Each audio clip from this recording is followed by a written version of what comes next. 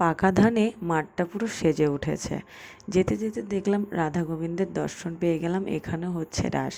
এই জায়গাটার নাম গান্ধী মোড়। এই গান্ধী মোড়েও কিন্তু রাস হচ্ছে। মন্দিরটাকে বেশ সুন্দর সাজিয়েছে। খুব ভালো লাগলো আমার, তাই তোমাদের সাথেও শেয়ার করলাম। মা কিন্তু এখানে বসে পড়েছে সন্ধ্যা দিতে। এই সন্ধ্যা দিচ্ছে মার রাধা গোবিন্দ, মা লক্ষ্মী, বাবা ভোলানাথকে। আর আমিও ভাবলাম একটু ভিডিও করে নিই।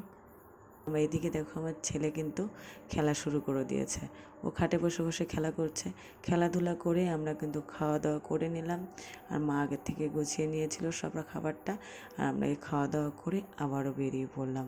কিছু দরকারের জন্য গেছিলাম, দরকারটা যখন মিটে গেছে আবারও বাড়ির দিকে ফিরছি। আর আস্তে আস্তে দেখো এই যে লাইটগুলো কি দারুণ লাগছে। আর রাসেরও কিছু সাইডে মূর্তি আছে রাধা গোবিন্দের, সেগুলো তোমাদের সাথে দর্শন করাচ্ছি। আর এটা হচ্ছে পাঁচপোতার যে মন্দিরটা, সেই পাঁচপোতার এই মন্দিরটা তোমাদের সাথে শেয়ার করছি। কে কে চেনো এই মন্দিরগুলো, মানে জায়গাগুলোর নাম বলছি, কমেন্টে কিন্তু নিশ্চয়ই জানাবে। এটা পাঁচপোতা, আগের যেটা দেখালাম ওটা গান্ধী মোড়। দু জায়গায় দুটো হচ্ছে আলাদা আলাদা করে রাস। আর রাসের দর্শন করে আমরা কিন্তু রাত্রিরে আবারও ফিরেছি বাড়ির দিকে। আর দেখো লাইটিং করে মন্দিরটাকে কি দারুণ লাগছে দেখতে।